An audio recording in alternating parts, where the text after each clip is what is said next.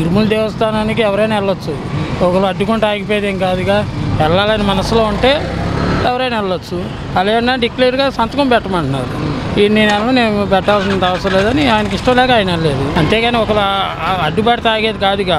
తిరుపతి దేవస్థానానికి నువ్వు మనసులో వెళ్ళాలనుకుంటే వెళ్తావు, వెళ్ళకూడదు అనుకో ఏదో వంక పెట్టుకొని ఉంటే ఏదైనా వంక పెట్టి మానేయచ్చు. వైసీపీ వాళ్ళకి మొత్తం కూడా నోటీసులు అందించారు, మీరు వెళ్ళకూడదంటూ కూడా నోటీసులు ఇచ్చారంటూ కూడా వైసీపీ అంటున్నమాట. చంద్రబాబు నాయుడు అసలు మేము ఎవరికి నోటీసులు ఇవ్వలేదు అంటే చూపించమంటున్నారుగా. చంద్రబాబు నాయుడు గారు సీఎం గారు ఏమంటున్నారంటే మేము ఎవరికీ ఇవ్వలేదు, ఇచ్చిన నోటీసులు అంటే చూపించమంటున్నారు. మరి చూపించచ్చుగా, చూపించలేదు కదా. మరి ఏంటంటావు ఇలా ఇలా ఇలా మాట్లాడటం ఎంతటి కరెక్ట్? ఏంటంటే ఏదో చెప్పే చేస్తున్నారు, ఏదో ఇష్టం చేస్తున్నారు అంతే, అంతకన్నా ఏం లేదు. జగన్మోహన్ రెడ్డి గారు అన్నమాట, గత ప్రభుత్వంలో నేను 10 నుంచి 11 సార్లు తిరుపతి వెళ్ళి వెంకటేశ్వర స్వామిని దర్శించుకున్నాను, అప్పుడు లేనిది ఇప్పుడు ఏంటంటూ కూడా జగన్మోహన్ రెడ్డి గారు అంటున్నమాట. ఆ మాట నిజమేగా. మరి అప్పుడు ఆయన సీఎంగా ఉన్నారు, సీఎం గారిని ఎవరు ఆపే అధికారం ఉండదుగా. ఎన్నిసార్లు వెళ్ళొచ్చు, ఆయన ఇష్టంగా వెళ్ళి రావచ్చు. ఇప్పుడు వీళ్ళు గవర్నమెంట్ కాబట్టి వీళ్ళు రూల్స్ పెట్టారు ఇట్లాగని. వెళ్ళాలనుకుంటే వీళ్ళు సంతకం పెట్టంటే పెడతావు, లేకపోతే వెళ్ళకూడదంటే వెళ్తావు. ఈ 5 ఏళ్ళు కూడా నా మతం ఏంటో మీకు తెలియదా, నా మతం మానవత్వం డిక్లరేషన్లో రాసుకుంటారేమో రాసుకోండి అంటూ కూడా జగన్మోహన్ రెడ్డి గారు అంటున్నమాట. ఆయన అన్న మాటలు కూడా కరెక్టే. ఇప్పుడు 5 సంవత్సరాలు తిన్నప్పుడు అన్నింటిలో ఇప్పుడు మసీద్ కాడికి వెళ్తారు, మసీద్ కాడికి వెళ్ళినప్పుడు టోపీ పెట్టుకుంటారు, హిందూ వచ్చి మీరు చేస్తారు. దేవుడు అన్న అందరూ ఒకటే అని మనమే అనుకుంటున్నాం కదా. అనుకున్నప్పుడు ఇది ఏముంది, ఆయన పద్ధతి కూడా బాగానే ఉంది. పెట్టడం కరెక్ట్ కాదు అంటూ కూడా వైసీపీ అంటున్నమాట. మరి ఇప్పుడు అప్పుడు లేని మరి ఇప్పుడు పెడితే ఎవరికైనా కొద్ది బాధేగా. అధికారంలోకి నువ్వు వచ్చి నాకు నువ్వో పద్ధతి, ఆయన ఉన్నప్పుడు ఒక పద్ధతి ఉంటే బాగోదుగా. చాలాసార్లు మరి అప్పుడు పట్టు వస్త్రాలు ఇవ్వడానికి జగన్ గారు వెళ్ళారు, అప్పుడు ఆపొచ్చుగా. మరి అప్పుడు పెట్టాలి కదా. సీఎంగా 5 సంవత్సరాలు చేశారు, 5 సంవత్సరాల్లో కనీసం పట్టు వస్త్రాలు ఇవ్వడానికి 4-5 సార్లు వెళ్ళుంటారు. దేవస్థానం దుర్గమ్మ తల్లి గుడికి కూడా వచ్చారు, అప్పుడు ఎవరు ఆపలేదు. ఆయనే చెబుతున్నాడుగా, నేను బైబిల్ కూడా 4 గోడల మధ్యలో నేను చదువుకుంటా, ఇప్పుడు అక్కడికి వెళ్ళినప్పుడు టోపీ పెట్టుకుంటా చేస్తా. సీఎం అన్నాక అన్ని మతాలను పోషించాలి, అంతేకాని ఒక మతానికి పోషిస్తుంటే కుదరదుగా. ఆయన చెప్తుంది కరెక్టే. అదే అడ్డుకోకుండా ఉన్నట్టయితే నేను వెళ్ళి శ్రీవారిని దర్శించుకునేవాడిని అంటూ కూడా జగన్మోహన్ కూడా ఆలోచించింది కూడా ఒక విధంగా మంచిదే. నేను వెళ్ళి కానీ మళ్ళీ లేనిపోయిన గొడవలు అవుతూ ఉంటే జనాలు కూడా ఇబ్బంది పడతారని చెప్పి ఆలోచించి ఆగిపోవచ్చు. అది మనం అర్థం చేసుకోవాలిగా. అయితే కూటమి నేతలు మొత్తం కూడా బెదిరిస్తున్నారు, అరెస్ట్ చేస్తామంటూ కూడా ఆరోపణలు చేస్తున్నారంటూ కూడా వైసీపీ అంటున్నమాట. మీరేమంటారు? బెదిరిస్తున్నారంటే ఒక గవర్నమెంట్ ఉన్నప్పుడు ఒక లెక్క, ఒక గవర్నమెంట్ ఉన్నప్పుడు ఒక లెక్క. ఒకప్పుడు తెలుగుదేశం మామూలుగా ఏమైనా చేస్తామంటే హౌస్ అరెస్టులు చేసింది కూడా వైసీపీలో చేశారు.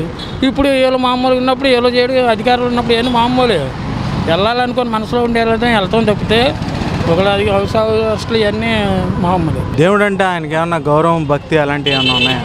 ఆ స్థానంలో ఉన్న వ్యక్తి ఆయనకే తప్పు తెలియదు అని అంటే జనాలు ఎవరన్నా నమ్ముతారా? హిందుత్వం అనే మాటల్లో నాకు నమ్మకం ఉంది అని చెప్పడం కాదు, ఎవరి అన్నా మనోభావాలు దెబ్బతీసే రకంగా ఉండకూడదు. ఇది ఏ మతమైనా, ఏ జాతి అయినా, ఎవరైనా సరే ఎవరికి ఉండే మనోభావాలు వాళ్ళకి ఉంటాయి.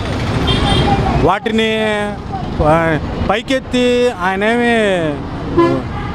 డెవలప్మెంట్ చేయక్కర్లా. ఉన్న వాళ్ళకి ఎవరికైతే ఉంటాయో నమ్మకాలు వాటిని పోగొట్టకుండా ఉంటే చాలు. ఇదంతా వాళ్ళే చేశారు అని అనడం మటుకు నాకు తెలిసి మాలాగా సామాన్యమైన ప్రజలు ఎవడో నమ్మడం.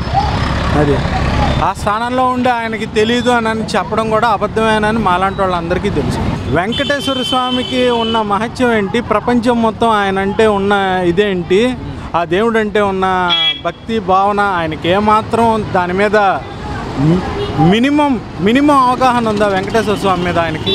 రాజకీయం చేసి నువ్వు అక్కడ సాధించేదేముంది? నువ్వు చేయాల్సిన నష్టం అంతా చేసావు, ఇక నువ్వు మళ్ళీ కొత్తగా చేసేదేముంది? నా మతం ఏంటో మీకు తెలియదా? ఈ 5 ఏళ్ళలో నేను నా మతం మానవత్వం డిక్లరేషన్లో రాసుకుంటారేమో రాసుకోండి అంటూ కూడా జగన్మోహన్ రెడ్డి గారు అంటున్నారు. ఆయన మతం మానవత్వం అని అసలు మొత్తం మా అందరికీ తెలుసండి. ఆంధ్రాలో పుట్టిన ప్రతి ఒక్కళ్ళకి ఆయన మానవత్వం ఉందని మా అందరికీ అర్థమైంది. ప్రజలంటే, ప్రజలకు ఉండే బాధలంటే, ప్రజలు పడే ఆ పరిస్థితులు, వాళ్ళకి తగ్గ డెవలప్మెంట్ పరంగా ఆలోచించే విధానం కానీ ఈయనకు ఒక్కటే లేదు. అసలు ఈయనకు ఉంటుందని అనుకోవడం కూడా మా పిచ్చితనం.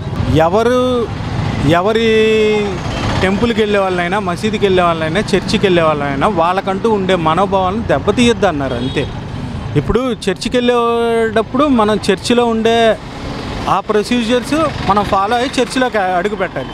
అంతేగాని చర్చిలోకి వెళ్ళి నేను ఖురాన్ చదువుతాను అని అంటే వాళ్ళని అవమానించినట్టే కదా. అది దేవుడు అందరికీ దేవుడే.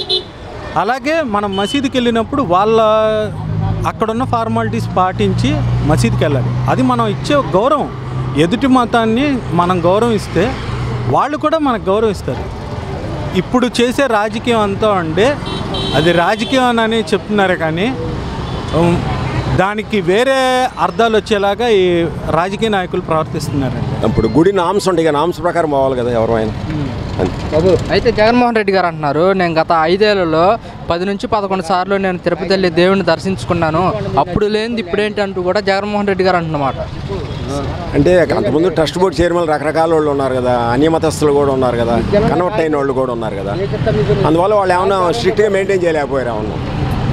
ఇప్పుడు హిందూ ధర్మం ప్రకారం, సనాతన ధర్మం ప్రకారంగా ఇప్పుడు ఎగ్జిక్యూటివ్స్ కానీ బోర్డు మెంబర్స్ కానీ మిగతా వాళ్ళందరూ కూడా వాళ్ళు అటువంటి వాళ్ళు కాబట్టి దాన్ని కరెక్ట్గా పాటించాలనే భావంతో ఉన్నారేమో మనకు తెలియదు కదా. అయితే వైసీపీ వాళ్ళకి అందరికి కూడా కూటమి నేతలు మొత్తం నోటీసులు పంపించి ఈ పర్యాటనని అడ్డుకున్నారంటూ కూడా వైసీపీ అంటున్నమాట. నేను చూడలేదు, పేపర్ కూడా చూడలేదు. ఓకే, చంద్రబాబు నాయుడు గారు మతాలకు సంబంధించి కొత్త సిస్టం తీసుకొస్తున్నాను అని చెప్పేసి మాట్లాడుతున్నారు. అంటే హిందువులు కానీ చర్చిలకు వెళ్ళే వాళ్ళు కానీ ఎవరి మతాలకు సంబంధించిన వాళ్ళు ఆ మతాలకు సంబంధించిన వాళ్ళు అక్కడ పనిచేయాలంటూ కూడా చంద్రబాబు నాయుడు గారు అంటున్నమాట. ఇప్పుడు అది ఒక విధంగా అయితే, ఇప్పుడు చర్చికి పోవాలంటే డబ్బులు లేవు, మసీదు పోవాలంటే దర్శనం డబ్బులు లేవు. హిందూ దేవాలయం హిందువులే మేమే డబ్బులు పెట్టి పోతున్నాం, అవునా కదా. ఇప్పుడు రేట్లు పెంచేశాడు పోయిందబా, రూముల రేట్లు కానీ తర్వాత టికెట్ రేట్లు కానీ పెంచేశాడు. ఆ డబ్బులు అందరూ పంచుతున్నారు. ఇప్పుడు మాకు న్యాయం ఏం జరుగుతుంది చెప్పండి, అవునా కదా. తుఫాన్ వచ్చింది, అన్నీ మునిగి అల్లాడుతున్నారు. పార్టీ ఏదైతే నువ్వు సాయం చేయదలుచుకున్నాక పో నీ బుద్ధి పుట్టినది. అందరూ అన్నాలు ఇచ్చిండ్రా, ప్యాకెట్లు అందరికీ పంచిండ్రు కదా, తప్పేం లేదు. నువ్వు ఏదో ఒకటి పంచు, తప్పేంది. నువ్వు ₹1 ఇస్తే ఏమైంది, ఉత్తపోయినంత పెట్టి నీ యొక్క ఖజానా ఏదో నెయ్యి, నీ కాయలు ఏదైనా పంచు. ఎంత మంచోడు అనుకుంటారు చెప్పులే. ఇట్లాంటి పని చేస్తే ఏముంది నాన్న, ఈసారి ఎవడన్నా వేస్తాడా? నువ్వు వేస్తావా చెప్పు. ఇప్పుడు తీసుకో అంటావు, జోలోంచి తీసేయాలన్నా వద్దా? తీసేయకుండా 100 మాటలు మాట్లాడతా. నీ టైంలో నువ్వు తీసేసుకున్నావు. ఇప్పుడేంది, మీ నాన్న పెట్టలేదా సంతకం? పెట్టిండా లేదా? నువ్వు పెడితే తప్పేంది? ఈ శరీరం ఏమి శాశ్వతమేమి కాదు, ఈ లోకమే మాయలోకం. నువ్వు చూసిందంతా అబద్ధమే. ఏముందే? నువ్వు ఉన్నావా? నేనున్నానా? నువ్వు చూసిందంతా ఉందే? రేపు పొద్దున్న ఏమైనా కట్టకపోతావా? ఏమీ లేదు. ఉన్నది నాది. ఏముంది నీది? ఈ శరీరమే నీది కాదు, ఈ చొక్కా నీది కాదు. చొక్కా చినిగిపోతే పారేయాలి, మళ్ళీ కొత్తది తెచ్చుకోవాల్సింది. నీ శరీరం కూడా అంతే, ఎవడి శరీరమైనా అంతే. అదే జగన్మోహన్ రెడ్డి గారు అంటున్నారు, నా మతం గురించి 5 ఏళ్ళలో మీకు తెలియలేదా, నా మతం మానవత్వం, డిక్లరేషన్లో రాసుకుంటారేమో రాసుకోండి అని చెప్పేసి కూడా జగన్మోహన్ రెడ్డి గారు అంటున్నారు. ఇప్పుడు వాళ్ళ నాన్న ఎట్లా రాసిండు? రాయాలి, వాళ్ళ నాన్న రాసిండా లేదా? నీ మతం ఇదే, వాళ్ళ నాన్న ఎట్లా రాసిండు? వాళ్ళ నాన్న కూడా అదే మతంగా ఎందుకు రాశాడు చెప్పు. ఎందుకు నాన్న? నోట్లో మాట, గుద్దలో పిత్తు, 2 నోట్లో మాట గాలి, ముడ్లో పిత్తుతే గాలి.